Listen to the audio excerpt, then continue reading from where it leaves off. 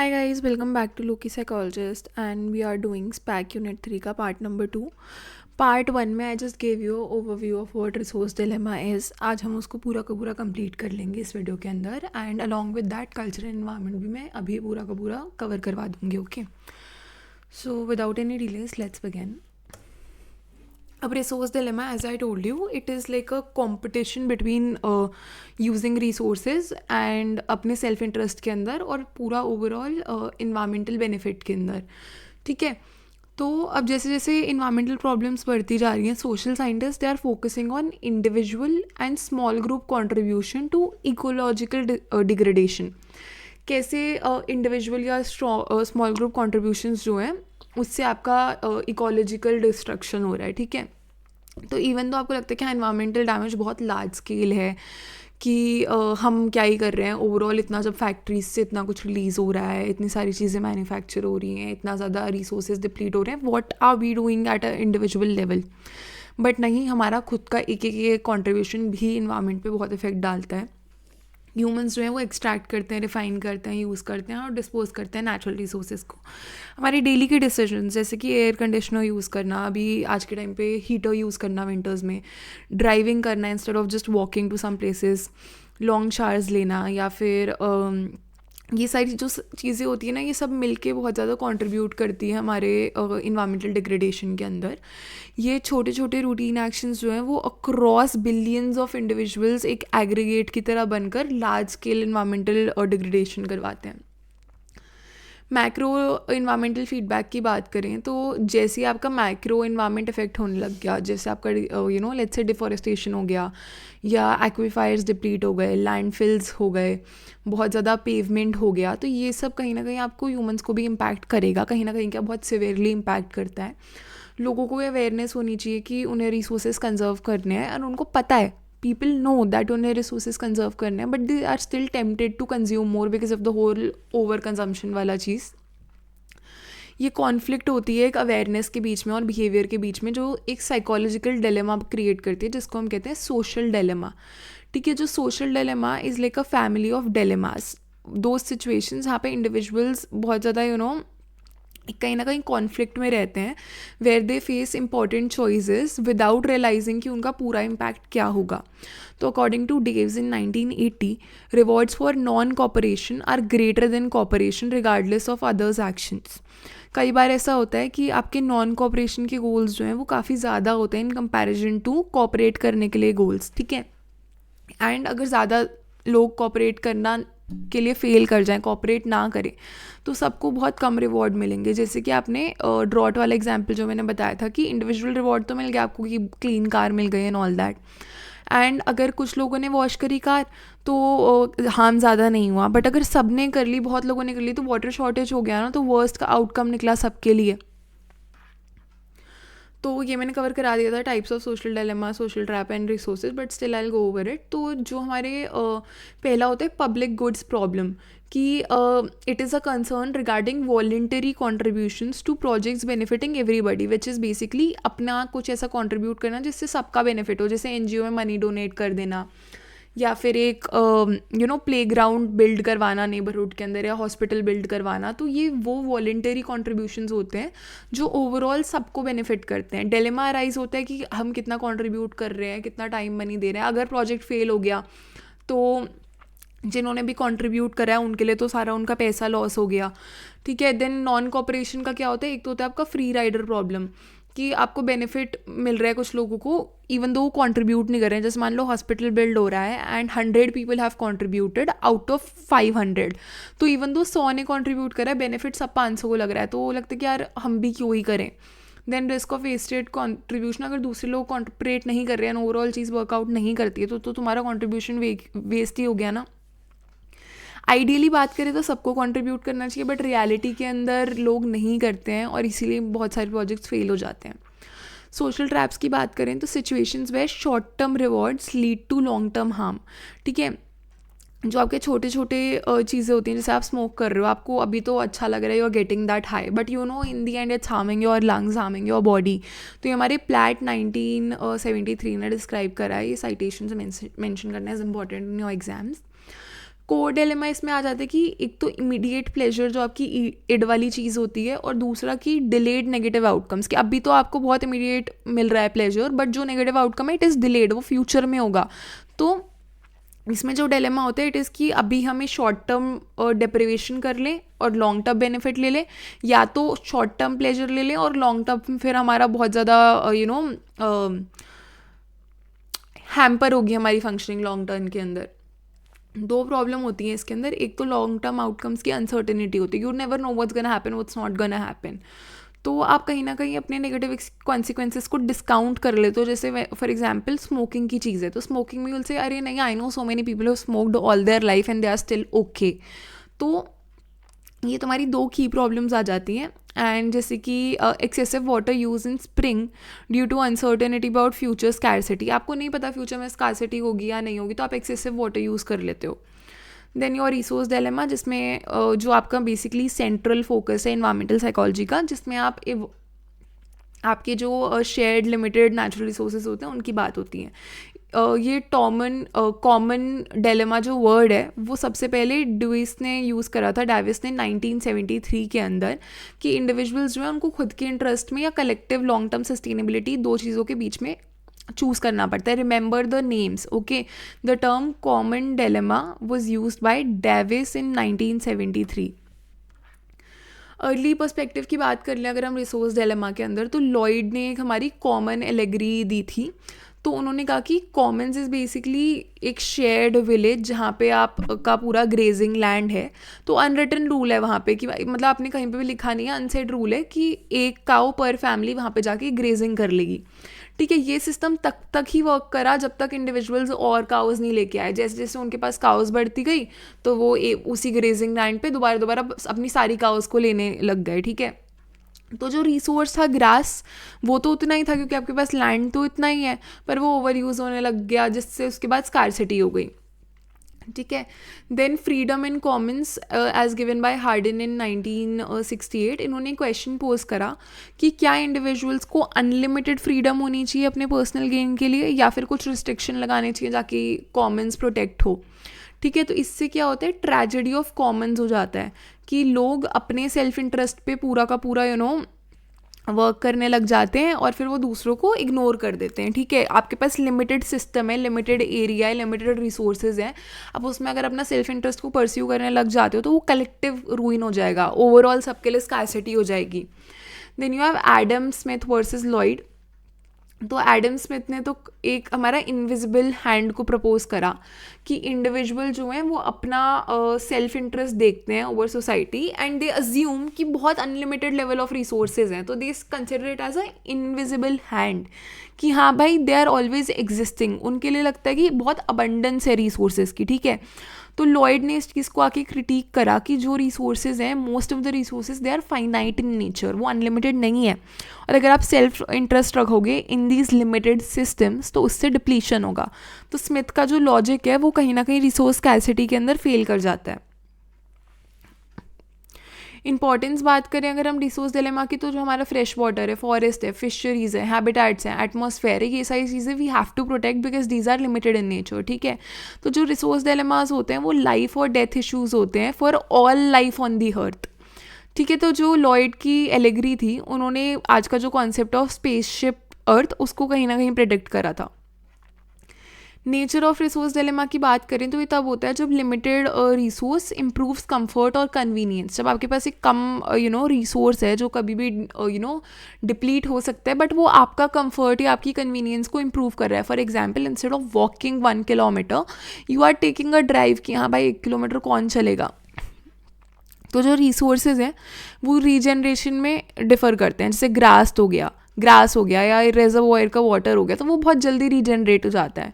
Slow क्या होगा, fishes इतनी जल्दी तो रीजनरेट नहीं होंगी, पूरा प्रोसेस होता है। ट्रीज़ बहुत जल्दी बड़े नहीं हो सकते हैं। तो अब हमारी बहुत ही स्लो और ऑलमोस्ट नॉन रीन्यूएबल चीज़ें होती हैं, जो आपकी ऑयल है या आपकी एंडेंजर्ड स्पीशी, अगर इनको हार्म कर दिया तो you never know if you will get it back. तो जब हार्वेस्टिंग हमारी रीजनरेशन से ज़्यादा हो जाती है, when we start using the resources faster than they are regenerating, तो उससे आपका रिसोर्स एग्जॉस्शन होता है। तो ये चॉइस यूज़र्स की होती है कि या तो वो शॉर्ट टर्म गेन में अपना फोकस करें जिससे बाद में वो अपना पूरा डिस्ट्रक्शन करवा लें, या वो लॉन्ग टर्म के अंदर बने रहे और अपने शॉर्ट टर्म ग्रेटिफिकेशन को साइड रख दें। ठीक है, तो बिली कॉटिल का एग्जाम्पल जो था, उन्होंने कहा, उनका ये था बेसिकली दे थॉट दैट जो ऑयल है वो बहुत जल्दी हार्वेस्ट हो रहा है। ठीक है, तो उन्होंने जो वहाँ पे एक्शन ले लिया था by burning fire bombing 125 SUVs, तो वो बहुत बड़ा एक रेडिकल एक्सट्रीम स्टेप था। एंड कॉन्सिक्वेंसेस की बात करें अगर हम, तो हार्डन ने 1968 में बोला कि जो हमारा इवेंचुअली अगर हम इसी पेस के अंदर रिसोर्सेज को यूज़ करते जाएंगे तो प्लानिटरी कोलैप्स हो जाएगा, सब खत्म हो जाएगा। इन्वायरमेंटल साइकोलॉजिस्ट जो है वो पूरी तरीके से इस पेसिमिज्म को एक्सेप्ट नहीं करते हैं। वो कहते हैं कि डिपेंड करता है आपकी सोशल कंडीशंस कैसे होंगी। ठीक है, जो आपकी जैसे लोग वर्क करेंगे, maybe you introduce better policies, better interventions, and then we can work on a better future. ठीक है, ह्यूमंस में एक बड़ा they have complex functioning of their minds, right. उनका cognition is higher than animals in other species, तो वो anticipate कर सकते हैं, वो चीज़ों को प्लान कर सकते हैं। So if they start correcting their steps now we can save the environment. तो इसमें जो बहुत सारे रिसर्चर्स थे जिन्होंने कॉन्ट्रीब्यूट करा, like Garden, Ostrom, Walker, Komorita and Parks and Gifford, इन्होंने अब काफ़ी स्टडीज़ करी हैं इस पर। For example we have a case study about fresh water resource dilemma. तो जो fresh water, it is one of the most critical resources, specially जब तुम हमारे यहाँ यमुना का हाल देखते हो दिल्ली के अंदर। तो हिस्टोरिकली जैसे बहुत ज़्यादा बिब्लिकल स्ट्रगल्स रहे हैं अबाउट द जॉर्डन रिवर।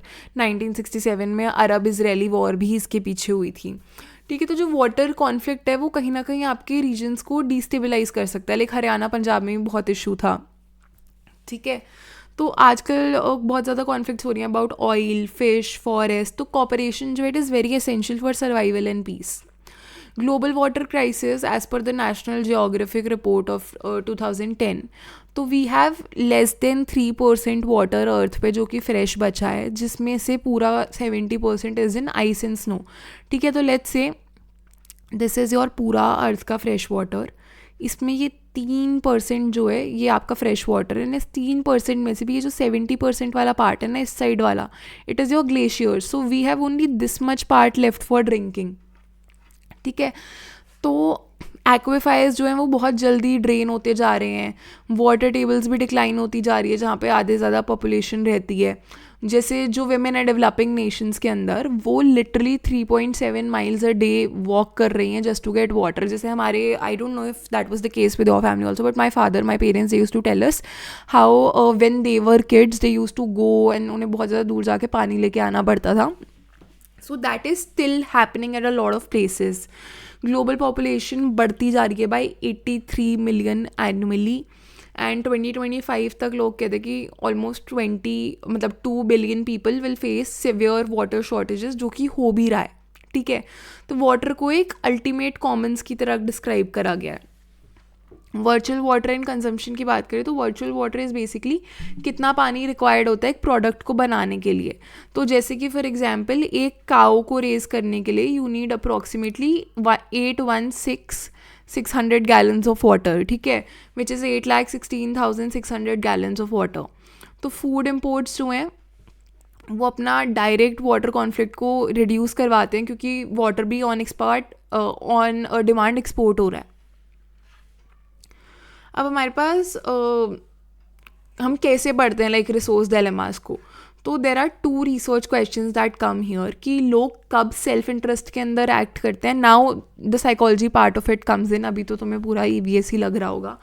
तो वी आस्क कि इंडिविजुअल्स कब और क्यों अपने सेल्फ इंटरेस्ट के अंदर वर्क करते हैं और कब इंडिविजुअल्स कॉपरेट करते हैं। ठीक है, तो क्योंकि कॉपरेटिव बिहेवियर ज़्यादा कॉस्ट करता है, एफर्ट ज़्यादा लगवाता है, डिलेड रिवॉर्ड्स होते हैं उसके। तो कई जो आपके सोशल फैक्टर्स हैं, जो आपका इन्वायरमेंटल फैक्टर्स हैं, they are very crucial in determining कि भाई बंदा सेल्फ इंटरेस्ट में एक्ट करेगा या फिर वो कॉपरेट करेगा। रिसर्च मेथड्स की बात करें तो रियल वर्ल्ड एक्सपेरिमेंट्स जो हैं इन चीज़ों पे वो कहीं ना कहीं इम्प्रैक्टिकली हो जाते हैं। तो इसलिए आपके कंप्यूटर स्टिमुलेटेड माइक्रो वर्ल्ड्स को यूज़ करा जाता है, जैसे कि स्टिमुलेटेड फिशरीज। तो पार्टिसिपेंट्स जो इसमें पार्ट लेते हैं, दे एक्सपीरियंस रियलिस्टिक इमोशंस एंड वो सीरियस डिसीजन मेकिंग उधर जाके करते हैं। ठीक है, kind of like a virtual reality you can say. Stimulated fishery का एक एग्जांपल ये होता है कि अगर मान लो फ़िश स्टॉक जो है वो 100 फिशेज़ अवेलेबल हैं और एक फ़िश के लिए यू हैव टू पे $5, और जो फ़िश है वो सीजन्स के बीच में डबल हो जाती हैं, पर फिर भी max capacity is 100 fish only. ठीक है, तो अगर सारी की सारी आपने फ़िशेज़ ले ली तो वो एक्सटेंशन हो जाएगा। तो इसमें डिलेमा ये है कि अभी हम फ़िशेज़ खरीद लें या फिर हम लॉन्ग टर्म सस्टेनेबिलिटी के लिए सोचें कि हाँ भाई पूरा सीज़न लगेगा उसको डबल होने में, बट एक बार में अगर हमने 100 ख़त्म कर दी तो कुछ नहीं होगा, वो एक्सटेंड हो जाएंगी। नाउ देर आर फैक्टर्स जो आपके कॉपरेशन को इन्फ्लुएंस करते हैं। देर आर 35 फैक्टर्स मेजरली जो आइडेंटिफाई करे गए हैं। तो पहला तो होता है आपका रिसोर्स कैरेक्टरिस्टिक्स। हम पूरे 35 ऑब्वियसली कवर नहीं करेंगे, बट रिसोर्स कैरेक्टरिस्टिक्स होती हैं, सोशल कंडीशन होती हैं और हार्वेस्टर कैरेक्टरिस्टिक्स होती हैं। ठीक है, तो इसमें क्या है कि कितना रिसोर्स आपके पास अवेलेबल है, कितनी सर्टेनिटी है उसकी, ठीक है, कि मतलब वो कितने हैं और वो कितने बाद में प्रोड्यूस हो सकते हैं। सेकंड इज सोशल कंडीशंस, की ट्रस्ट कितना है हार्वेस्टर्स के बीच में, कि मतलब अगर मैंने नहीं लिया तो क्या दूसरा बंदा सारे ले जाएगा and I will be at loss. Leadership कैसी है, मॉनिटरिंग और इन्फोर्समेंट कैसा हो रहा है, is there somebody who is guiding them. Harvester characteristics की बात करें तो वैल्यूज़ क्या है उसकी, नीड्स क्या है उसकी, सस्टेनेबिलिटी की नॉलेज क्या है उसकी। ठीक है, तो 3 चीज़ें कि रिसोर्स क्या है, रिसोर्स के आसपास का सोशल कॉन्टेक्स्ट क्या है, और जो उस रिसोर्स को यूज़ करना चाह रहा है उसकी वैल्यूज़, नीड्स और नॉलेज कितनी है सस्टेनेबिलिटी के बारे में। Then we have cognitive and attributional processes. तो हमारी जो डिसीजन मेकिंग है वो डिपेंड करती है कि हमारे बिलीव क्या है दूसरों के बिहेवियर के बारे में, एट्रीब्यूशंस क्या है हमारे कॉपरेशन के बारे में या ग्रेड के बारे में, हम कैसे सोचते हैं इन दोनों चीज़ों के बारे में। तो इस पर हाइन गिफर्ड ने रिसर्च करी है। So let's do this case that, अच्छा नहीं, तो importance of studying decision making in resource dilemma. तो एक्सपेरिमेंटल रिसर्च जो भी रिसोर्स डिलेमा पे हुई है वो बहुत एक्सटेंसिव रही है और बहुत प्रोडक्टिव भी रही है, उससे काफ़ी सारी हमारी इंपॉर्टेंट फाइंडिंग्स आई हैं। तो जो मोस्ट ट्रेडिशनल स्टडीज़ होती हैं वो 2 चीज़ों पे फोकस करती हैं। एक तो कि हम एक्सटर्नल कंडीशंस को कैसे मैनिपुलेट कर सकते हैं और हम उसमें से फाइनल आउटकम्स कैसे निकाल सकते हैं। ठीक है, पर ये अप्रोच एक तरीके से लोगों को बताती है कि क्या करना है या लोगों ने क्या करा है, एंड इट डजंट टेल कि लोगों ने क्यों और कैसे उस चीज़ को डिसाइड करा, कि बंदे ने अगर सेल्फ इंटरेस्ट में एक्ट करा तो क्यों करा, वी डोंट नो। ठीक है, तो इन्वायरमेंटल साइकोलॉजिस्ट जो होते हैं दे argue that understanding the internal cognitive processes of decision makers it's very crucial, ताकि आप अपना इफेक्टिव कंजर्वेशन पॉलिसीज़ को डिज़ाइन कर पाओ। क्योंकि अगर आपको पता ही नहीं है why a person is acting that way, तो तुम उसको आगे कैसे कंट्रोल कर पाओगे। ठीक है, it is like your basic steps in research कि आप पहले डिस्क्राइब करते हो, फिर आप प्रिडिक्ट करते हो, एक्सप्लेन करते हो, कंट्रोल करते हो। तो कंट्रोल करने के लिए you should know what's the reason why that behaviour is happening. Limitation की अगर हम बात करें तो वो ह्यूमंस को एक ब्लैक बॉक्स की तरह ट्रीट करते हैं कि जो उनकी डिसीजन मेकिंग है, ठीक है, it's like a black box जिसको आप एक्सप्लोर नहीं कर सकते हो। रिसर्चर्स कुछ कंडीशंस इम्पोज करते हैं और कोशिश करते हैं कि वो आउटकम्स को मेजर करें, बट वो एग्जामिन नहीं कर पाते उनके थॉट्स क्या है, रीजनिंग स्ट्रैटेजीज क्या है, moment to moment decision making process क्या होता है।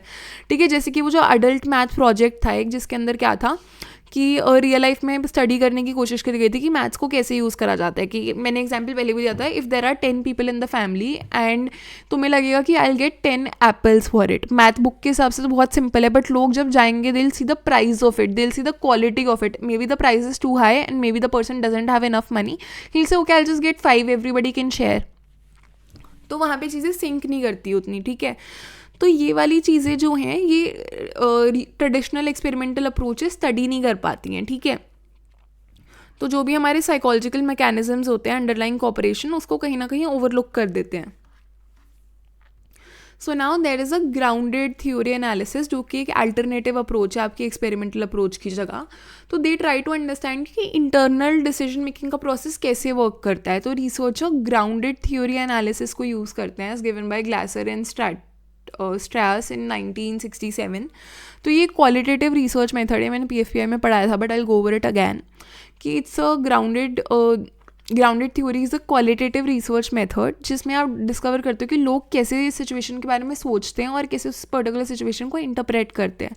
तो instead of starting with a defined hypothesis, उसमें पैटर्न्स धीरे धीरे बनते हैं। आप कोई हाइपोथेसिस पहले से नहीं बना रहे कि ये बंदा ऐसा इसलिए करेगा, you are not thinking of that वे।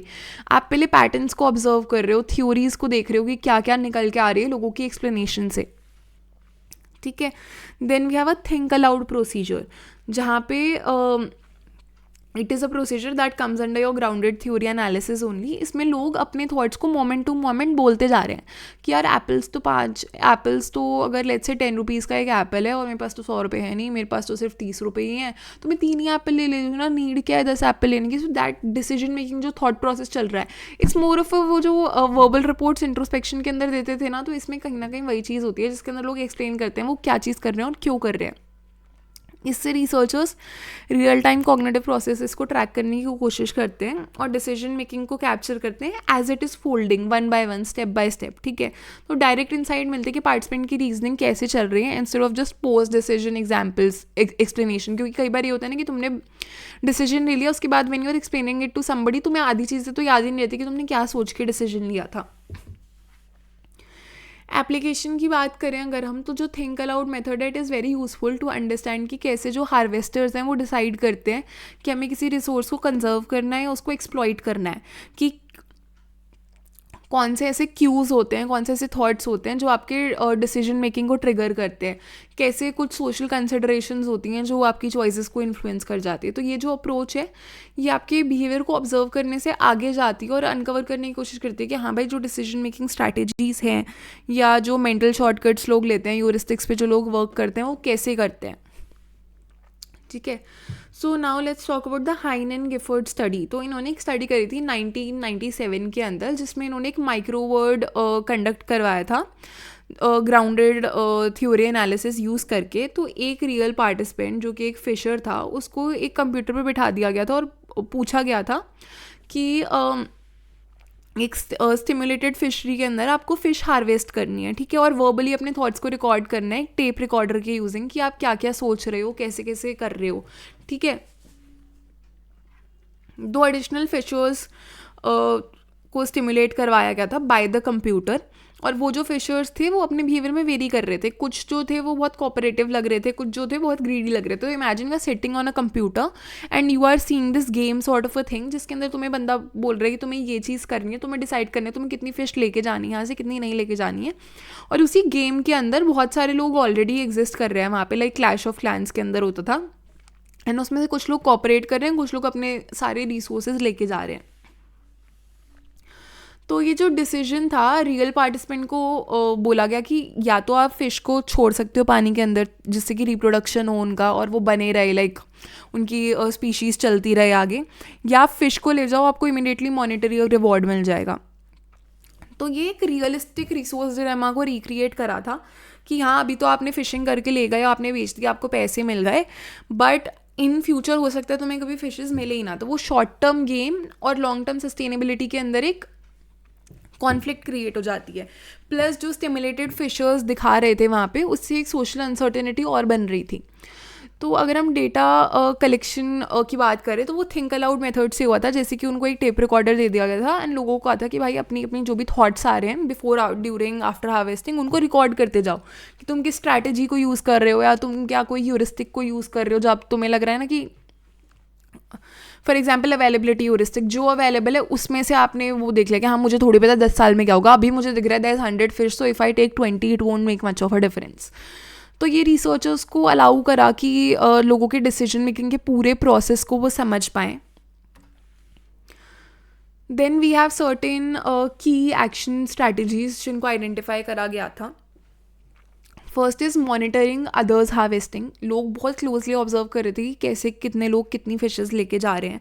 ये उन्हें जज करने में हेल्प कर रहा था कि क्या कोऑपरेशन हमें हेल्प करेगा या फिर कंपटीशन होते जा रहा है कि मैं तो अकेला रह जाऊंगी जिसके पास कुछ नहीं है। तो मॉनिटरिंग ने इन्फ्लुएंस करा कि लोग कैसे अपना फिशेस को हार्वेस्ट कर रहे हैं या नहीं कर रहे हैं। Then second is imagining future harvest of others, कि फिशर्स जो है वो मेंटली स्टिमुलेट कर रहे हैं कि लोग आगे फ्यूचर राउंड्स के अंदर क्या करेंगे, कि क्या लोग बहुत ज़्यादा ग्रीडी बन जाएंगे या लोग कोऑपरेट करेंगे। तो ये जो फ्यूचर ओरिएंटेड थिंकिंग थी वो कहीं ना कहीं आपकी प्रेजेंट डिसीजंस को गाइड कर रही थी। ये स्ट्रैटेजी जो है इसको बहुत ज़्यादा अटेंशन नहीं दी गई थी।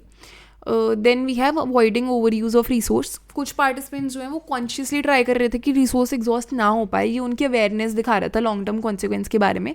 ये जो थिंकिंग है आपकी सस्टेनेबिलिटी ओरिएंटेड वैल्यू से अलाइन कर जाती है कि किसी को लग रहा है कि हाँ भाई अगर मैंने अभी बहुत ज़्यादा रिसोर्सेज यूज़ कर लिया I will not have any for the future. Then you have strategic harvesting, participants ने अपनी हार्वेस्टिंग को एडजस्ट करा, अपने बिहेवियर को एडजस्ट करा ताकि वो दूसरों को सिग्नल सेंड करे। जैसे कि अगर आप कम चीज़ें हार्वेस्ट करोगे तो हो सकता है लोगों को भी वो इम्पैक्ट है कि हाँ, if he is taking 5 and I am taking 30 then maybe I should also reduce my consumption. या अगर तुम ज़्यादा हार्वेस्ट करो ताकि उससे एक तरीके से एक्सप्लॉइटेशन डिस्करेज हो। ओके, ये बिहेवियर जो है ये हार्वेस्टिंग को एक फॉर्म ऑफ सोशल कम्युनिकेशन की तरह दिखा रहा था। ये स्ट्रैटेजी को भी पहले बहुत ज़्यादा एक्सप्लोर नहीं करा गया था, मेन फोकस तो इन दोनों चीज़ों पे ही डाला गया था, मतलब इस पे मॉनिटरिंग दूसरों का और ओवर यूज़ को अवॉइड करने का। देन बात करते हैं social nature of decision strategies. इन्होंने 3 स्ट्रैटेजीज़ को एक्सप्लिसिटली सोशल बोला था इन 4 में से। दे सेट कि डिसीजंस जो हैं वो आइसोलेशन में नहीं बन रहे थे बट दूसरों के रिलेशन के अंदर बन रहे थे। सो बेसिकली जो ये 3 स्ट्रैटेजीज़ थी, दूसरों के हार्वेस्टिंग को मॉनिटर करना, फ्यूचर कॉन्सिक्वेंसेस को इमेजिन करना दूसरों के, और स्ट्रैटेजिक हार्वेस्टिंग। तो ये 3 जो चीज़ें थी, इन्होंने कहा कि हाँ भाई आपकी सोशल हैं ये इन नेचर। ओके, तो डिसीजंस होते क्या आइसोलेशन में नहीं हो रहे थे बट ये दूसरों की एक्सपेक्टेशंस या इंटरप्रिटेशंस के बेसिस पे हो रहे थे। ये हाईलाइट करते हैं कि जो रिसोर्स डिलेमा है वो डीपली सोशल साइकोलॉजिकल प्रॉब्लम है, सिर्फ वो इकोनॉमिक या इकोलॉजिकल प्रॉब्लम नहीं है। That's why you are studying it in your social psychology का पेपर एंड नॉट EVS।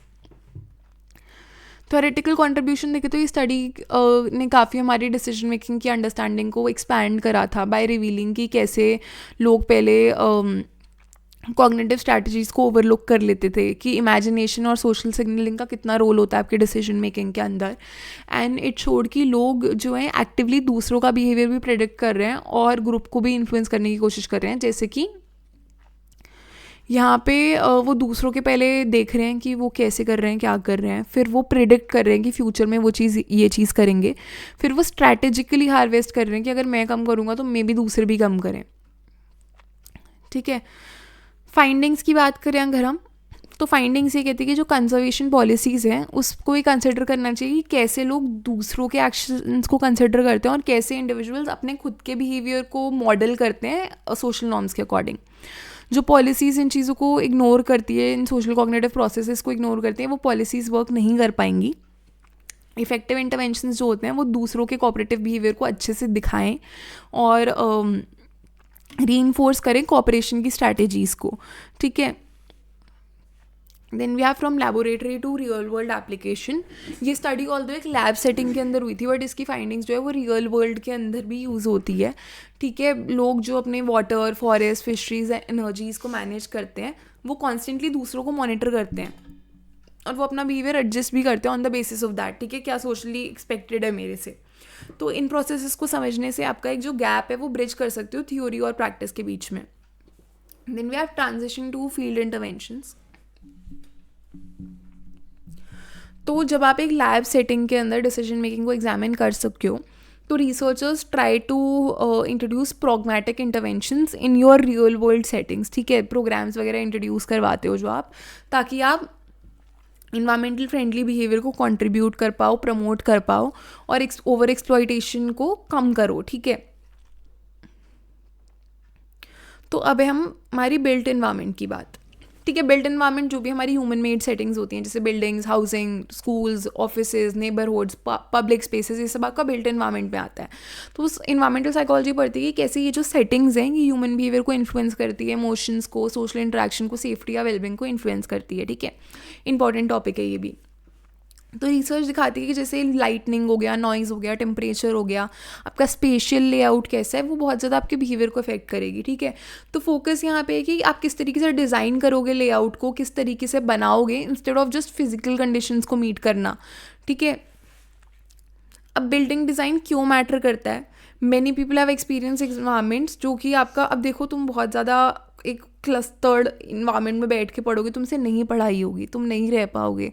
ठीक है, तो उससे डिस्कम्फर्ट आता है, स्ट्रेस आता है। जैसे कि I remember I went to this house once and it was a very huge house. Okay, it had like 4 floors but in comparison to my house वो बहुत अगर like I am use to living in इतना बड़ा area, तो even though I have a house in comparison to like square feets वगैरह में way smaller than that one, but उनका जो विड्थ था वो इतना था इंस्टेड ऑफ इतना।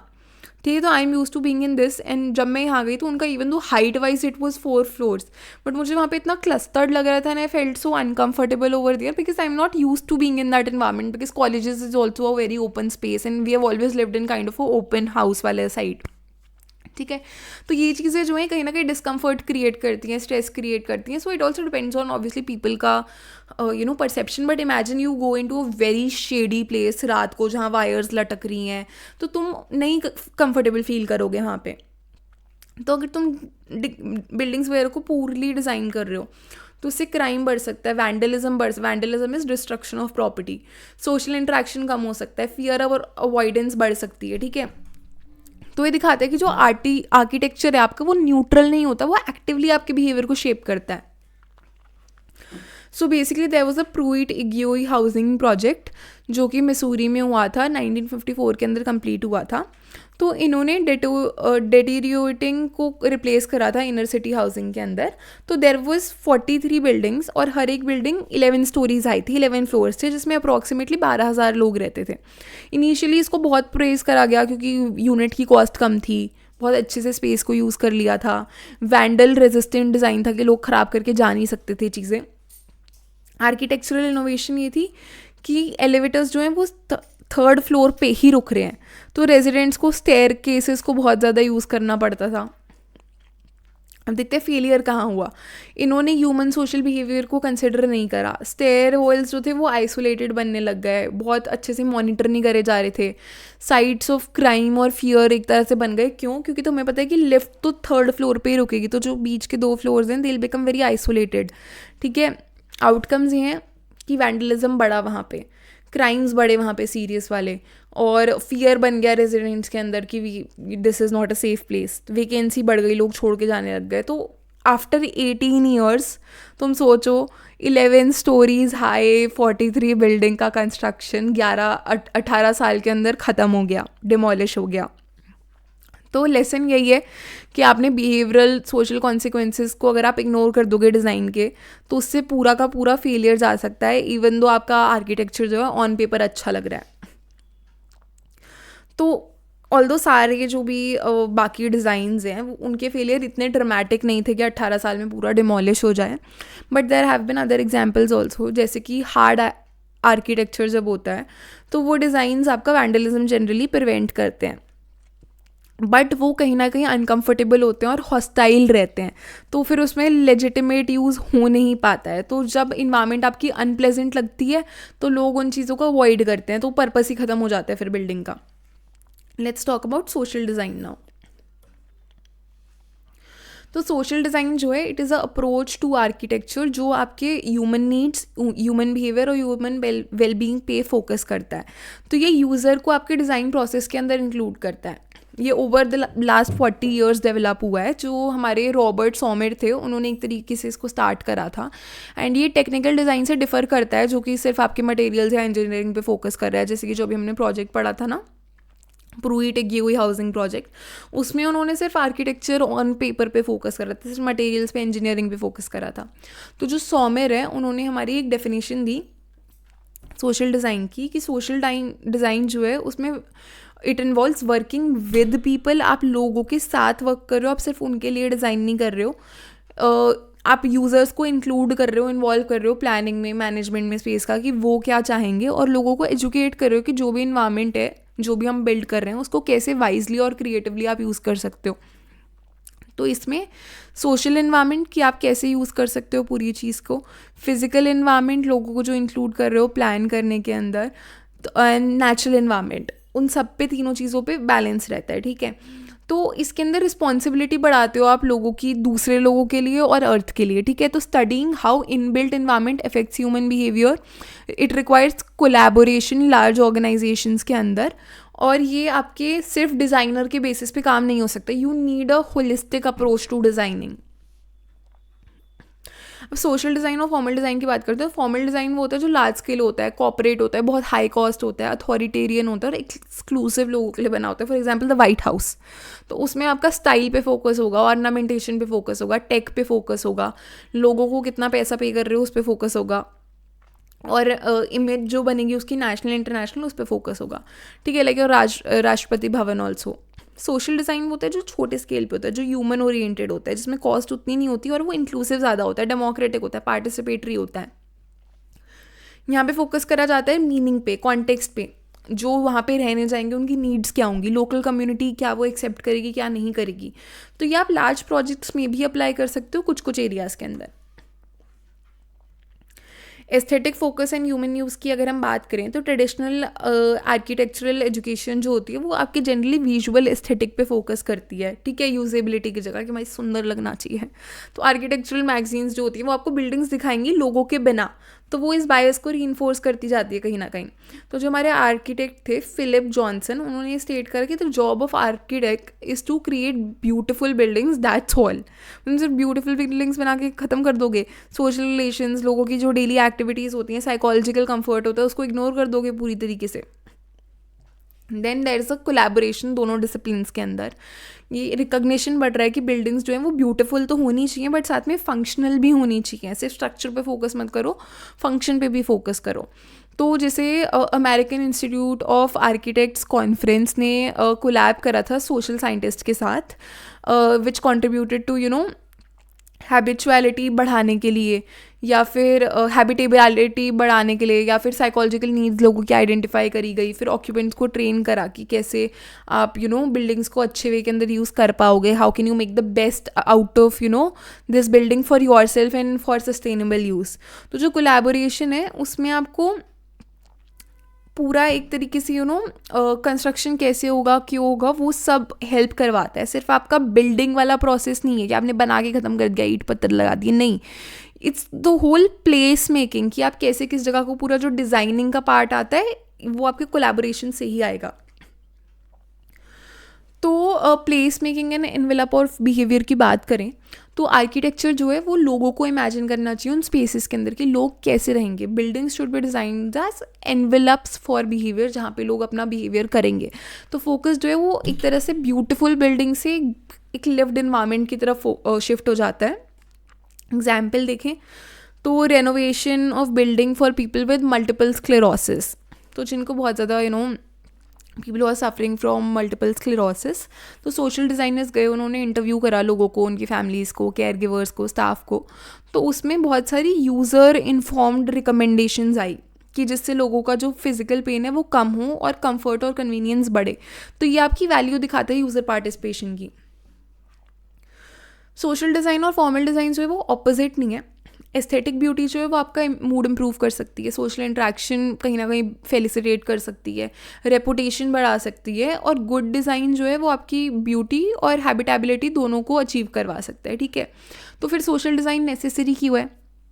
ये बहुत ज़्यादा प्री इंडस्ट्रियल आर्किटेक्चर में रिक्वायर्ड नहीं होता, बट जो वर्नैक्युलर आर्किटेक्चर होता है, जो कम्युनिटीज़ के साथ डेवलप करा जाता है, जो आपके कल्चर, क्लाइमेट, मटेरियल्स, नॉर्म्स के बेसिस पे बनता है, उस पर आपको सोशल डिज़ाइन की बहुत नीड होती है, ठीक है। तो क्योंकि बिल्डर्स और यूज़र्स सेम ही लोग होते हैं, नीड्स को ऑलरेडी पता होता है कि हाँ ये हम सबकी एज कलेक्टिव नीड्स है, ठीक है। तो अब हमारी मॉडर्न सोसाइटीज़ में बात करें तो इंडस्ट्रियलाइजेशन से डिवीजन ऑफ लेबर हो चुका है, रोल स्पेशलाइजेशन हो चुकी है कि हाँ ये बंदे को ये करना है, वो बंदे को वो करना है। तो जो की प्लेयर्स होते हैं हमारी डिज़ाइन बिल्डिंग में वो क्लाइंट, डिज़ाइनर, इंजीनियर होते हैं, ठीक है। यूज़र को जनरली इग्नोर कर दिया जाता है।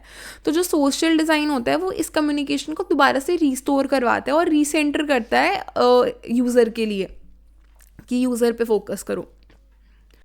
हमारे पास 6 गोल्स होते हैं सोशल डिज़ाइन के। गोल 1 होता है matching. Matching refers to how well a setting supports occupants activities and need, जो भी मेरी एक्टिविटीज़ या नीड्स है उसको कितने अच्छे से मेरी सेटिंग सपोर्ट करेगी।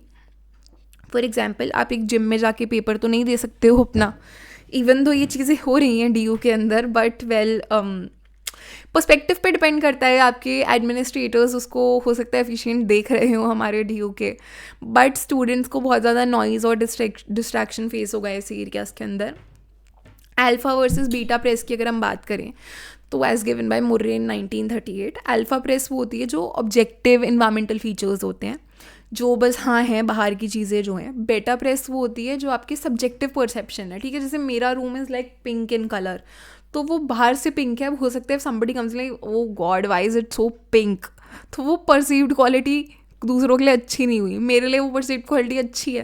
तो अल्फ़ा वर्सेस बीटा मैचिंग होनी चाहिए। Alpha is objective fit between environment and user, ठीक है। तो जो इन्वायरमेंट है वो जो है it should be as per what I need, ठीक है, that is called congruence. Then we have better matching, जिसके अंदर होती है हैबिटेबिलिटी, कि जो मेरी परसीव्ड क्वालिटी है उससे मैच करनी चाहिए एनवायरमेंट, ठीक है. तो डिज़ाइनर्स में believe matching exist while users disagree. हो सकता है कि डिज़ाइनर्स को लगे कि हाँ अल्फ़ा बीटा प्रेस दोनों है, बट यूजर्स को लगे कि नहीं है, क्योंकि it is also subjective in nature. No. Goal second होता है आपका सेटिस्फैक्शन. ये आपके बेटा मैचिंग से लिंक्ड है कि जो बंदा रह रहा है वहाँ पे, जो ऑक्यूपेंट है, उसका satisfaction should be central to social design. अब तुमने कोई नया घर बनवाया and that person ruined the wall. This happened with us. The painters ruined our whole entire walls. पूरा बहुत गंदा पेंट हो गया था and we were not satisfied. As per them it was good, but हमारे लिए वो बहुत गंदा था because it was completely different from what ever we have told them to do. तो जो अलग अलग स्टेक होल्डर्स होते हैं उनके डिफरेंट सेटिस्फैक्शन क्राइटेरियाज होते हैं. आर्किटेक्ट आपका एस्थेटिक देखेगा, क्लाइंट बजट देखेगा, और जो डिज़ाइनर्स होंगे, सोशल डिज़ाइनर्स होंगे, वो हैबिटेबिलिटी देखेंगे, ठीक है. तो सोशल डिज़ाइन जो है वो ह्यूमन राइट्स में, ह्यूमन जस्टिस में कहीं ना कहीं लिंक्ड है. Then we have change behaviour. तो बहुत सारे डिज़ाइंस जो होते हैं वो पॉजिटिव बिहेवियर्स को इंकरेज करते हैं कि आपका वायलेंस रिड्यूस हो, इंगेजमेंट बढ़े म्यूजियम्स के अंदर, क्लासरूम में पार्टिसिपेशन बढ़े. You know how kids in kindergartens they have all those cute wall hangings and everything soft and nice ना. तो जैसे soft classroom, it is design जिससे आपका स्टूडेंट पार्टिसिपेशन बढ़े और इंट्रैक्शन बढ़े. एथिकल कंसर्न उठ के आ जाते हैं कि डिज़ाइनर्स मैनिपुलेट ना कर रहे हैं यूजर्स को प्रोडक्टिविटी के लिए. कि मतलब ऐसे होता है जैसे स्टेट डिपेंडेंट मेमोरी होती है, कॉन्टेक्स्ट डिपेंडेंट मेमोरी होती है. तो आप जिस कॉन्टेक्स्ट के अंदर बैठे हो, you are able to perform better if you are doing the same thing in the same context, ठीक है. गोल 4 होता है आपका पर्सनल कंट्रोल. वो रेफर करते हैं कि आप कैसे अपना सोशल इंटरेक्शन, नॉइज़ या मूवमेंट को रेगुलेट कर सकते हो. अगर हाई राइज बिल्डिंग्स हैं तो वो आपका कंट्रोल को कहीं ना कहीं रिड्यूस कर देती है, क्योंकि एक सोशल कॉन्ट्रैक्ट बना रहता है, कंजेशन बन जाता है बहुत ज़्यादा. तो जब ये कंट्रोल कम हो जाता है उससे stress, insecurity, low self esteem सब कुछ होता है, ठीक है. डिज़ाइन का सोल्यूशन ही हो सकता है या अलग अलग एंट्रेंसेस बनाओ. जैसे कि हाई राइज सोसाइटीज़ जो भी होती हैं उसमें एक ही टावर की एंट्री के लिए 2 या 3 एंट्रेंस होती हैं. सोशल सपोर्ट आता है हमारा 5th गोल, जो केयरिंग, असिस्टेंस, इमोशनल कनेक्शन की बात करता है. इससे क्या होता है, आपका स्ट्रेस कम होता है, एंग्जाइटी, डिप्रेशन, इन सब के चांसेस कम होते हैं. डिज़ाइन स्ट्रैटेजी क्या है कि आप सोशियोपेटल सीटिंग करो, जो फेस टू फेस बैठे लोग. शेयर्ड स्पेस करो जहाँ पे इंटरेक्शन बढ़े. फॉर एग्जाम्पल मैंने सेटिंग इन अ कैफ़े, तो तुम 2 लोग अगर एक दूसरे के आसपास बैठो, like this is one chair, this is one chair, so may be you will talk more, ठीक है. बट अगर तुम यहाँ बैठे हो और दूसरा बंदा यहाँ बैठे, then you will not talk ना. तो उस तरीके से डिज़ाइन करना कि लोगों का इंट्रैक्शन बढ़े. For example libraries are design ऐसे स्ट्रेट टेबल्स में, उसमें आपका एक दूसरे से फेसिंग नहीं होता है ताकि इंट्रैक्शन ना हो, लोग अपने काम पे फोकस कर पाएँ. तो वो इसलिए ऐसे होता है कि हाँ एक बंदा इस साइड फोकस करा हुआ है, दूसरा बंदा भी इसी साइड फोकस करा हुआ है. So those are like straight lens. Balance इसमें चाहिए होता है आपको सपोर्ट अवेलेबिलिटी और प्राइवेसी एंड चॉइस का, कि मतलब कितना सपोर्ट अवेलेबल और कितना लोग प्राइवेट रहना चाह रहे हैं. गोल 6 होता है आपका इमेजिएबिलिटी. इमेजिएबिलिटी बेसिकली मीन करती है कि आपका नेविगेशन का ईज़ कितना है, क्लैरिटी कितना है, आपका जो भी लेआउट है उसमें कितना आप क्लियरली आप विजुलाइज कर पा रहे हो उसको, कितना आराम से आप उधर जा सकते हो. अगर इमेजिबिलिटी पुअर है तो उससे कन्फ्यूजन होगा, स्ट्रेस होगा, साइंस पे ज़्यादा रिलायंस होगी, because you will not be able to understand the proper structure of that place ना. तो जो एक अच्छा डिज़ाइन होता है वो आपकी पर्पसफुल मोबिलिटी को एनहांस करता है, कन्फ्यूजन को हटाते हुए. जैसे कि फॉर एग्जांपल अगर तुम्हारा एक टावर है, ठीक है, उसकी एंट्रेंस 5 एंट्रेंस हैं. एक यहाँ एंट्रेंस है, एक यहाँ एंट्रेंस है, यहाँ एग्जिट है, यहाँ ये. तो basically when I was in my previous society, so there was this particular place that I used to go to. It was my friend's society and वहाँ पे ना जैसे इट वॉज लाइक आप लिफ्ट से जा रहे हो ग्राउंड फ्लोर पे, एंड ग्राउंड फ्लोर पे देर आर टावर्स, एंड मैं दूसरे टावर के अंदर अगर जाऊँ तो उधर मैं ग्राउंड फ्लोर में डाल रही हूँ तो मैं सीधा पार्क के अंदर निकल रही हूँ. For example if I am going to tower A, तो मैं उसमें ग्राउंड प्रेस कर रही हूँ लिफ्ट के अंदर, तो मैं निकल रही हूँ आपके पार्क के अंदर. पर अगर मैं टावर बी के अंदर जाके ग्राउंड प्रेस कर रही हूँ तो वो मुझे अपनी बिल्डिंग के अंदर ले जा रहा है. तो इट वॉज़ वेरी कन्फ्यूजिंग. तो वहाँ पे क्या है, आपका बहुत पुअर इमेजेबिलिटी थी, तो फिर मैं साइंस को ही देखती रह जाती थी। मैं जब भी उस सोसाइटी में जाती थी I used to be like bro तू ही मेरी सोसाइटी आ जा, I am not coming over here, पता नहीं कहाँ रहती है तू। So then we have outdoor spaces, just give me a second.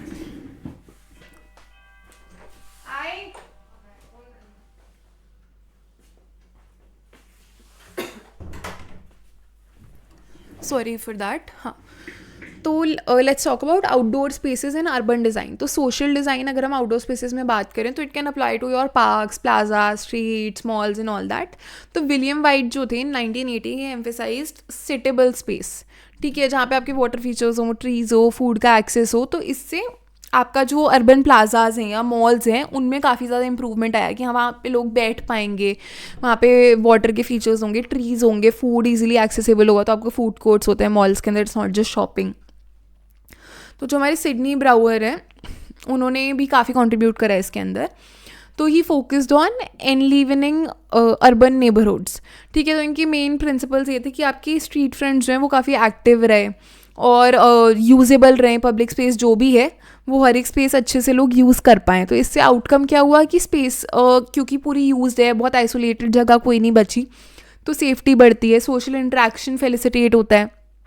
Methods क्या हैं कि आपने स्ट्रीट गेम्स लगा दिए, कार ट्रैफिक रिड्यूस करवा दिया, स्पीड बम्प्स लगा दिए बीच में, ठीक है, बेंचेस बना दी ताकि लोग बैठ पाएँ। तो इससे क्या हुआ कि एक्सीडेंट्स कम हुए। तो स्पीड बम्प्स जैसे किसी भी सोसाइटी या लोकेलिटी के अंदर हमेशा स्पीड बम्प्स होते हैं और there is the speed limit also, ठीक है। तो एक इसमें सेंस ऑफ कम्युनिटी आपका बढ़ता है।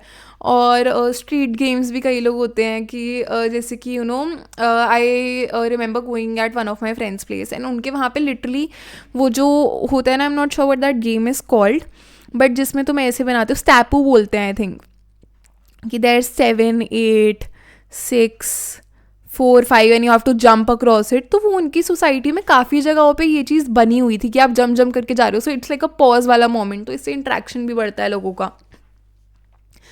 कंक्लूजन ये है कि जो आपकी बिल्ट एनवायरनमेंट होती है वो ह्यूमन बिहेवियर को बहुत शेप करती है। सोशल डिज़ाइन जो है वो ह्यूमन नीड्स, पार्टिसिपेशन, वेलबींग को एम्फेसाइज करता है। और गुड डिज़ाइन जो है उसमें सेफ्टी होगी, कंट्रोल होगा, कनेक्शन होगा, सस्टेनेबिलिटी होगी, ठीक है। हाँ, चला रही हूँ। Environmental psychology provides the theoretical foundation for creating humane, functional and meaningful spaces.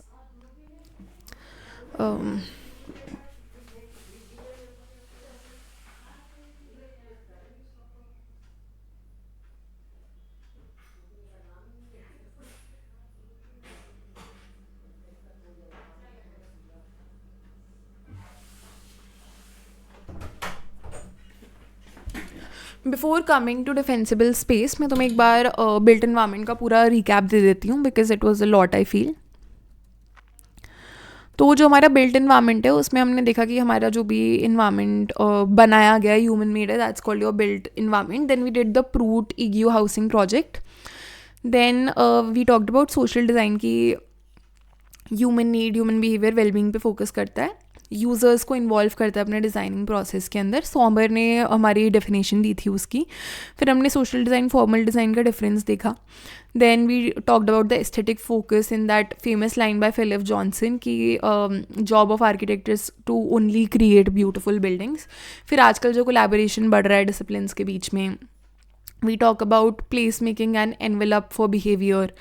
Then हमने 6 गोल पढ़े जिसमें था matching, satisfaction, change behaviour, personal control, social support और इमीजिएबिलिटी, ठीक है। Then we talked about outdoor spaces जैसे कि विलियम वाइट ने 1980 के अंदर सिटेबल स्पेसेस, वाटर फीचर्स वगैरह पे एम्फेसिस दिया। सिडनी ब्राउअर ने भी कंट्रीब्यूट करा हमारे अर्बन नेबरहुड्स के बारे में बात करके। So now will talk about defensible space.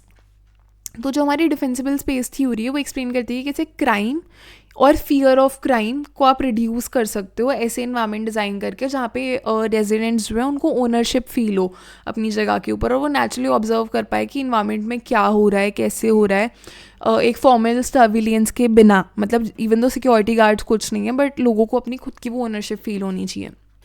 ये हमारे जेन जेकब और ऑस्कर न्यूमैन के आइडियाज़ से डेवलप हुआ है and it focuses on everyday social visibility like eyes on the street, जिससे कि क्रिमिनल बिहेवियर डिस्करेज होता है कि हमेशा कोई ना कोई किसी ना किसी को देख रहा है वाली चीज़, कि जहाँ पे रेजिडेंट्स बहुत ज़्यादा एक्टिव हैं, they feel responsible for the area that they are living in, वहाँ पे criminals are less likely to act. ठीक है, defensible spaces is very important topic. ठीक है, then role of physical design की अगर हम बात करें तो अगर आपकी बहुत क्लियर बाउंड्रीज बनी हुई हैं पब्लिक प्राइवेट स्पेसेस के अंदर, एक्सेस पॉइंट्स को कंट्रोल करा हुआ है, ओपन साइट लाइन्स है कि हाँ लोग देख सकते हैं कि मेरा प्राइवेट स्पेस मेरा घर हो गया और पब्लिक स्पेस पार्क हो गया, तो मैं अपने घर से पार्क को देख पा रही हूँ, तो साइट लाइन्स ज़्यादा इंक्रीज हो रखी हैं, तो ये सेंस ऑफ सिक्योरिटी बढ़ता है एंड इससे आपकी क्राइम की अपॉर्चुनिटी कम होती है। Then we have surveillance as a deterrent. तो surveillance in a defensible space is informal and natural. तो इसका मतलब होता है कि रेजिडेंट्स खुद ही अपने आसपास की एक्टिविटीज़ को ऑब्जर्व कर रहे होते हैं एज नॉर्मल रूटीन्स, मतलब उनमें कैमराज या गार्ड्स की नीड नहीं होती। एम्पेरिकल सपोर्ट की बात करें तो numerous field studies have shown कि जो इन्वायरमेंट डिज़ाइन होता है अगर उनमें डिफेंसिबल स्पेस के प्रिंसिपल्स यूज़ कर रहे हो आप, तो उधर क्राइम रेट्स उतने नहीं होते हैं।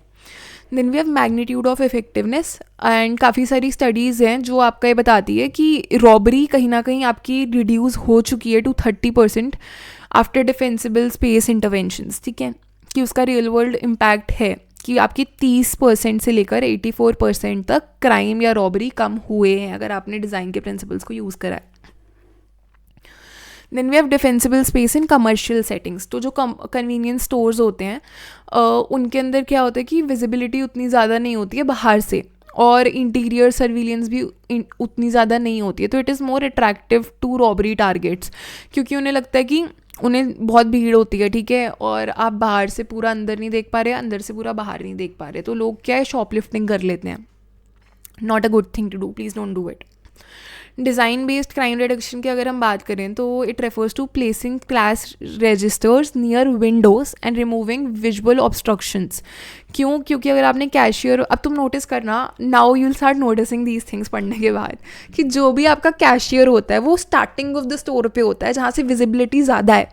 ठीक है, तो अगर कोई वहाँ से आके कैश चुराएगा कुछ करेगा तो बाहर वाले लोगों को दिखेगा। तो आउटकम की बात करें तो जिन भी स्टोर्स ने ये विजिबिलिटी एनहांसेस चेंजेस को करा उनका ऑलमोस्ट 30% रिडक्शन हुआ रॉबरीज के अंदर। Then we have bank designs in crime. तो अगर लॉबीज छोटी होती है, लेआउट्स बहुत कॉम्पैक्ट होते हैं, तो उससे क्या होती है कि साइट लाइन्स रिड्यूस होती है, तो ऑफेंडर्स जो हैं वो एक्ट कर लेते हैं और वो इजीली नोटिस नहीं करे जा पाते। ठीक है, तो बहुत अगर आपने क्लस्टर्ड वे में बना रखा है तो because it's a complex design and वहाँ पे इमेजेबिलिटी उतनी ज़्यादा नहीं है, साइट लाइन्स उतनी ज़्यादा नहीं है, तो हो सकता है रॉबर्स जो है वो ईजिली नोटिस ना आए। ठीक है, then you have behavioural implication. तो क्रिमिनल्स जो हैं वो स्पेस को इवैल्यूएट करते हैं। ठीक है, उनका भी ब्रेन बहुत चलता है, तो लेआउट जहाँ पे आपकी म्यूचुअल विजिबिलिटी कम होती है वहाँ पे क्राइम ज़्यादा बढ़ता है, कि जहाँ पे ज़्यादा आसपास दिख नहीं रही ना चीज़ें। Then we have residential areas के अंदर, तो जो बर्गर्स होते हैं, बर्गलर्स जो होते हैं वो प्रेफर उन हाउसेस को करते हैं जहाँ पे बहुत ज़्यादा विजिबिलिटी नहीं है, जहाँ बहुत ज़्यादा लोग उसको ऑब्जर्व नहीं कर पा रहे, और उन होम्स को या नेबरहुड्स को अवॉइड करते हैं जहाँ पे रेजिडेंट्स आराम से चीज़ें देख पा रहे हैं। जैसे कि अगर एक थोड़ा आइसोलेटेड जगह पे घर बना हुआ है तो उस पर burglars will focus more. Impact of limited physical barriers की अगर हम बात करें, जहाँ पे लॉक्स नहीं है, फेंसेस नहीं है, फेंसेस एज इन वॉल्स नहीं है, बार्स नहीं बने हुए कोई, तो वो ओपन ऐसे लगता है कि हाँ मतलब it is seen as technical challenges. Okay, then you have misinterpretation of symbolic barriers. तो डेकोरेटिव फीचर्स जैसे कि बड़े बड़े गार्डन्स होते हैं जहाँ पे आपको वेल्थ दिखती है, वहाँ पे आपको सिक्योरिटी नहीं दिख रही, आपको वेल्थ दिख रही है, तो उससे अट्रैक्टिवनेस बढ़ती है। Then central role of surveillability. ठीक है, तो दूसरे लोग जब देख पा रहे होते हैं कि हाँ भाई हर चीज़ दिख रही है आपको आसपास से, तो आपका वो एक तरीके से फिजिकल सिक्योरिटी डिवाइसेस से ज़्यादा बेटर वर्क करता है। ओके, देन यू हैव, क्योंकि वही बात है ना, कैमरा में तुमने नोटिस कर लिया, अब मैं भाग गई, मुझे कहाँ पकड़ोगे तुम, कि हो सकता है तुमने नोटिस ही 3 दिन बाद कराओ, 3 दिन बाद में हो सकता है अलग ही कंट्री में पहुंच गई हूँ। Then you have apartment building size effect. जो बिल्डिंग ज़्यादा होती हैं, बड़ी होती है, वहाँ पे फेमिलियरिटी लोगों के अंदर कम हो जाती है, तो आप कहीं ना कहीं लेजिटिमेट ऑक्यूपेंट्स और इंट्रूडर्स के बीच में डिफरेंशिएट नहीं कर पाते हो। जैसे कि there is a building with 20 floors, ठीक है, तो वहाँ पे जो गार्ड रहते हैं बिल्डिंग के नीचे, वो अब 20 फ्लोर के अंदर अगर एक फ्लोर पे भी 4 घर हैं तो दे के नॉट रिकोगनाइज 100 पीपल, उनको याद नहीं रहेगा 100 पीपल में भी, जितने भी लाइक 100 फैमिलीज हो गई वो, तो जितने लोग रहते हैं आप रिकोगनाइज नहीं कर पाओगे, तो फिर वो इंट्रूडर को you can not identify a lot. Social anonymity risk की बात करें तो जब रेजिडेंट्स एक दूसरे को स्ट्रेंजर्स की तरह ट्रीट करते हैं तो क्रिमिनल्स भी एंटर कर सकते हैं और एग्जिट कर सकते हैं और उन्हें कोई नोटिस नहीं करेगा। Defensible space at community level की बात अगर हम करें तो जो गेटेड कम्युनिटीज़ होती हैं, तो गेट से आपको लगता है कि हाँ भाई सेफ्टी है, बट उनका ये मीनिंग नहीं है कि उससे एक्चुअल क्राइम रिड्यूस हो जाएगा। And street level design features की बात करें तो ट्रैफिक रिस्ट्रिक्शंस या गेट अवेज या साइनेज जो होती है वो कहीं ना कहीं स्ट्रेंजर मूवमेंट को रिड्यूस करता है और रेजिडेंट्स की सेंस ऑफ टेरिटरी बढ़ाता है, जो आपके इतने सारे बोर्ड्स नहीं लगे होते सोसाइटीज़ के अंदर। Then natural surveillance through activity, residents जो हैं वो अगर आउटडोर्स टाइम स्पेंड कर रहे हैं अनइंटेंशनली तो उनसे भी क्या है आपकी मॉनिटरिंग इंक्रीज़ होगी, तो एंटी सोशल बिहेवियर कम हो जाएगा। नेबरहुड रीडिज़ाइन सक्सेस की अगर हम बात करें तो अगर आप फिजिकल चेंजेस करते हो जिससे कि ट्रैफिक फ्लो कम होता है या छोटे छोटे यूनिट्स के अंदर डिवाइड कर देते हो, तो उससे क्या है कि वायलेंस और टोटल क्राइम में कहीं ना कहीं रिडक्शंस होते हैं। For example there let's say that there is a society, अब सोसाइटी के अंदर भी तुमने ब्लॉक्स बनाए हुए हैं कि हाँ ये ए ब्लॉक है, ए ब्लॉक के अंदर 5 टावर्स हैं, बी ब्लॉक में 5 टावर्स हैं, या कॉलोनीज़ की बात होती है तो कॉलोनीज़ के अंदर भी ब्लॉक्स डिवाइडेड होते हैं। तो ये सारी चीज़ें कहीं ना कहीं आपको छोटी छोटी कम्युनिटीज़ बनती हैं तो उससे वायलेंस और क्राइम कम होता है because people know each other in small communities. Territorial reinforcement की बात करें तो जो स्पेसेस दिखता है कि हाँ भाई क्लियरली ओन्ड है, यूज़ है, तो वो लगेगा ऑफेंडर्स को कि हाँ भाई इधर हाई रिस्क है। जैसे कि फॉर एग्जाम्पल अगर तुम्हारे कई बार होता है ना कि when you go out then your parents are like lights on करके जाना ताकि लोगों को लगे घर में कोई है। देन लिमिटेशंस की बात करें तो डिफेंसिबल वर्सेस डिफेंडेंट स्पेसेस, तो फिजिकल डिज़ाइन अकेले आपका क्राइम रिडक्शन इंश्योर नहीं कर सकते, रेजिडेंट्स को भी एक्टिव रहना पड़ेगा, मॉनिटर करना पड़ेगा और रिस्पॉन्ड करना पड़ेगा अगर उन्हें कोई भी सस्पिशियस एक्टिविटी दिखती है। रोल ऑफ सोशल कोहेजन की अगर हम बात करते हैं तो नेबरहुड जिसमें ट्रस्ट या कलेक्टिव एफिकेसी नहीं है तो वो डिफेंसिबल डिज़ाइन को कहीं ना कहीं बना ही नहीं सकते, मतलब उसको इफेक्टिव वे के अंदर फंक्शन करा ही नहीं सकते। कुछ आजकल तो ये होता है फ्लैट्स के अंदर मोस्टली कि if I M living in let's say 101 तो मैं 102 में कौन रहता है मुझे नहीं पता होगा। So this is a thing that actually happens because people are becoming you know lot more I won't say anti social because anti social is a big thing, but वो आइसोलेटेड ज़्यादा होते जा रहे हैं लोग अपने अपने काम के पीछे, ठीक है। Then we have criminal variability, सारे ऑफेंडर्स आपके इन्वायरमेंटल क्यूज़ को देख के नहीं चलते हैं, कुछ लोग को तो थ्रिल मिल रही है कि जो चीज़ आपने एक्सपीरियंस नहीं करी हो उसके पीछे भागो, या सब्सटेंस इम्पेयर्ड क्रिमिनल्स जो होते हैं जो ड्रग अब्यूज़ कर रहे हैं कुछ कर रहे हैं तो वो डिफेंसिबल स्पेस के फीचर्स को भी इग्नोर करेंगे।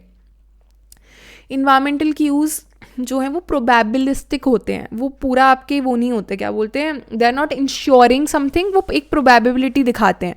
तो जो डिफेंसिबल स्पेस है वो आपका लाइकलीहुड बढ़ा देती है कि हाँ भाई क्राइम नहीं होंगे, बट देन वो पूरी तरीके से एलिमिनेट नहीं कर सकती है।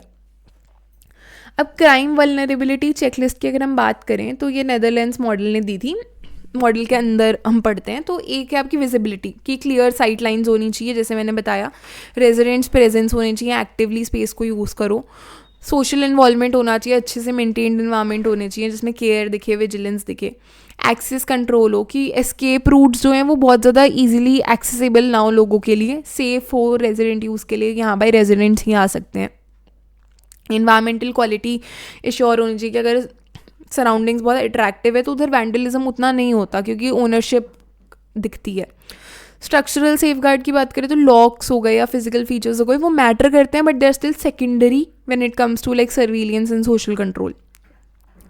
वैंडलिज्म की बात करें तो vandalism is different from public art. Obviously vandalism जो है वो बहुत डिस्ट्रक्टिव इन नेचर होता है, सेल्फ सेंटर्ड होता है, बट जो आर्ट होता है, अब यू मस्ट सी कि बहुत सारे मॉल्स में या बहुत सारे प्लेसेस के अंदर बाहर बहुत ग्राफिटी या वो स्प्रे पेंट हो रखा है तो that is public art, that is not your vandalism.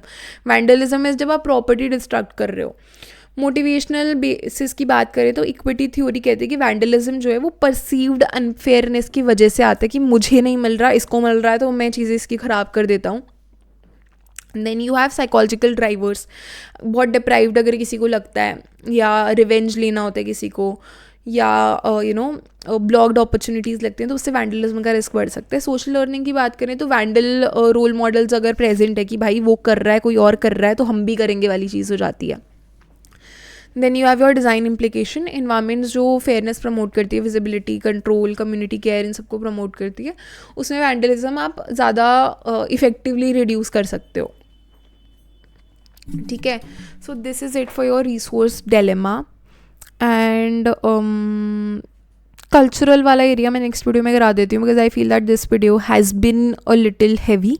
I just give you guys a recap of हमने अभी क्या क्या करा है इन वेरी ब्रीफ, ताकि तुम्हें वो पॉइंटर्स याद रहेंगे. ठीक है. हमने देखो रिसोर्स डिलेमा क्या होता है कि इन्वायरमेंटल कंसर्न्स बढ़ते जा रहे हैं धीरे धीरे. ठीक है. मैक्रो इन्वायरमेंटल फीडबैक की सिर्फ बड़े लेवल पे नहीं है, छोटे लेवल पे भी चीज़ें हो रही हैं and people should be aware of it. Social dilemma की हमने बात करी कि जहाँ पे इंडिविजुअल्स को बहुत इंपॉर्टेंट चॉइसेस फेस करते हैं विदाउट रियलाइजिंग कि उनका पूरा इम्पैक्ट क्या होगा. देन हमने 3 टाइप ऑफ सोशल डिलेमा करें, public good problem, social trap and then your resource dilemma. ठीक है.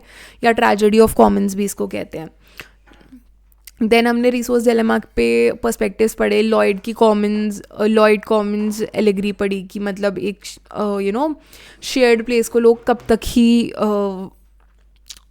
तक ही ट्रीट अच्छे से कर सकते हैं, जब तक उनका सेल्फ इंटरेस्ट हैम्पर नहीं हो रहा. फिर then we have freedom in commons, जो हार्डलिन ने हमारी बात करी थी कि ट्रेजेडी ऑफ कॉमन्स के बारे में उन्होंने बोला था कि सेल्फ इंटरेस्ट पे अगर लोग परस्यू करते रहेंगे एक लिमिटेड सिस्टम के अंदर तो कलेक्टिव रूइन होगा. देन एडम स्मिथ ने बोला कि इनविजिबल हैंड होता है, अनलिमिटेड रिसोर्सेज की तरह लोग ट्रीट करते हैं, बट उसे लॉयड ने आके क्रिटिक करा. ठीक है. तो उसके बाद हमने इम्पॉर्टेंस की बात करी, नेचर पढ़ा, रिसोर्स डिलेमा का नेचर क्या होता है.